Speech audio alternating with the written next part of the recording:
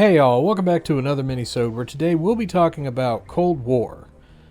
Cold War takes place in 1986 during the titular war, where you follow the story of Matt Carter, a freelance journalist who went to Moscow to gather info to write a story to net himself a Pulitzer Prize. Unfortunately, he gets framed for an assassination attempt against the president and is thrown in prison.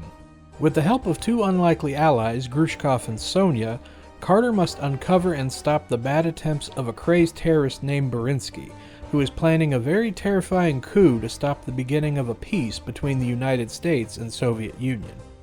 Story-wise, Cold Wars is rather good, taking a conspiracy story and placing it in a war that doesn't have as many games as, say, World War II or even Desert Storm, and having one of the more likable protagonists with Matt Carter.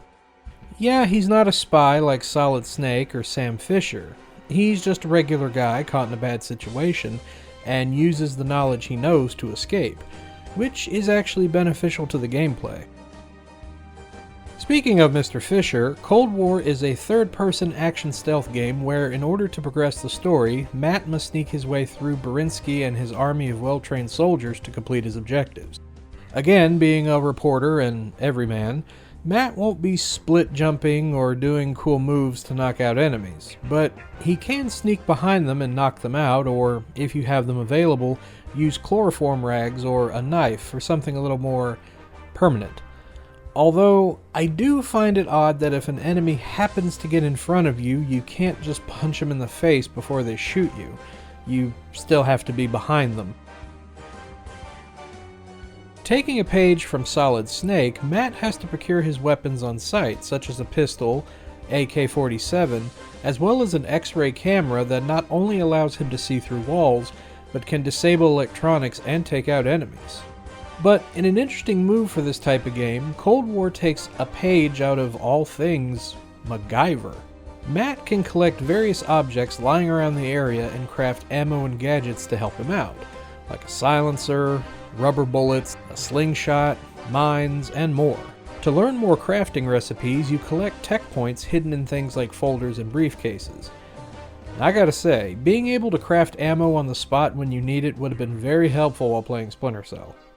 Now, because you have all these means to take out enemies, doesn't mean that you should. Matt's not as durable as Sam or Snake, so he can get taken out pretty easy in just a few shots, making stealth more a priority in this game. But don't fret, there are some sections where you play as Grushkov that lean a little bit more on the action side. One thing that I admit I wasn't a fan of, that a good amount of this game has, is escorting certain characters to places they need to go without them getting killed. I've never liked this in any game, so I'm a bit biased, but to be honest, I don't think many people like escort missions in video games. Thankfully though, you can save anywhere, so the stress won't be as taxing. Honestly, and I have to admit, playing a lot of Splinter Cell may be to blame for this, but the gameplay here, while inventive in some parts, kinda feels undercooked in others. Maybe it's not due to having enough development time or the budget, but I feel that if Cold War had some more time to work out the controls and hit detection on enemies, it'd be a lot better. But, for what is there, it's decent at best.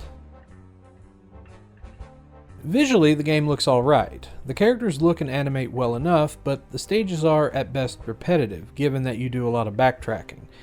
Granted, you're in 3 major areas split into numerous sections, but after a while it just all looked the same to me. It didn't help that the game kinda has a muddy look to it also. Something else to mention is the cutscenes. They took a comic book style approach to them that gave me a big 13 vibe, which I enjoyed.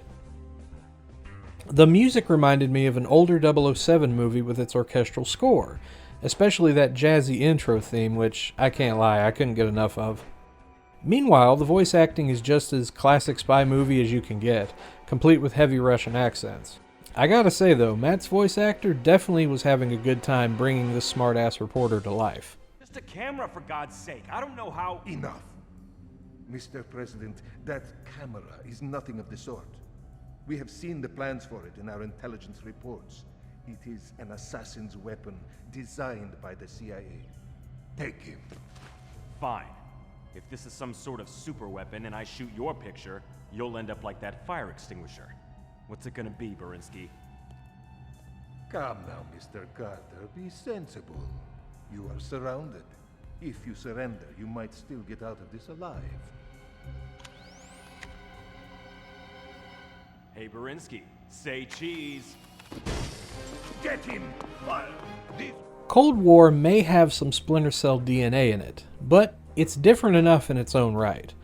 Crafting ammo and gadgets to assist you is a great touch, and the X-ray camera is a lot of fun to use.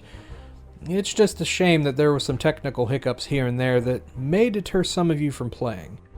Even though I had my problems with it, Cold War is still one of the better stealth games you can play on the big green, and I do recommend giving it a try. Although now my curiosity is getting the better of me, wondering how well it runs on PC. Anyway, with that said, this is the Dali Popka saying, stay green my friends, and I'll see you next time.